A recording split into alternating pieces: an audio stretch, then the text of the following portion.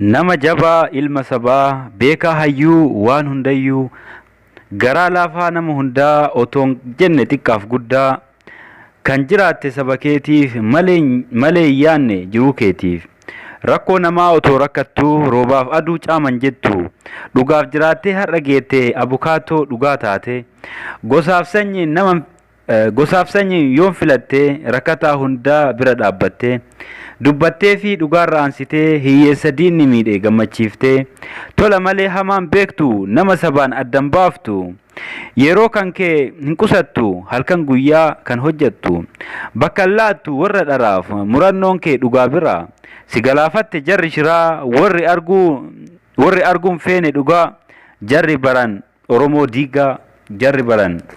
diigaa. Abduu Jabbaar hayyuu seeraa nama jabaa dhabne biraa nu boonullee ati hin Abduu Jabbaar hayyuu seeraa nama jabaa dhabne biraa nu boonullee ati hin galtu si galaafatte diinni gantuun kan jiraatte ati sabaaf diinni kanaaf barsi jibba argaa kan kee kan dadhabe si balleessuuf hirriba dhabee mijaa'ee fi har'a guyyaan si galaafataniiru jabboo kiyya dhiiga Oromoo waan ol qabduuf dhugaa Oromoo waan ol qabduuf malee badii biraan qabdu halkan guyyaa sitti gaadee si ajjeesuuf si barbaade gara duubaan sitti dhufee isa dhahee si cabse lafee isa du'a si fawwee afaan banee akka jawwee kan qindeesse shira kana rabbaa balleessu ammaan tana Itoophiyaan biyyi dharaa hayyuu nyaatus bara baraan hin fuddanne hin gabbanne jabaatteellee garuu hin geenne nama baay'ee nyaatte nurraa Itoophiyaan biyyi dharaa nama baay'ee nyaatte nurraa Itoophiyaan biyyi dharaa nurraa kaasii diina hamaa yaa rabbii koo sitti yannaa jabaa fiixan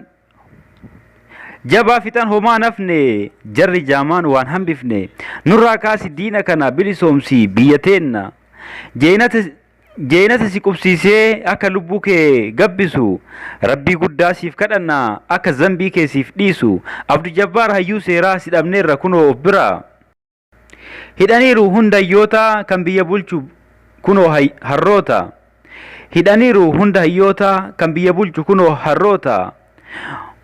waa dubbannaan si dhaadata si balleessuuf amoommata itti amanu nama ajjeesuu hundee namaa balleessuuf keessumattuu nama jabaa isa ta'e agartuu sabaa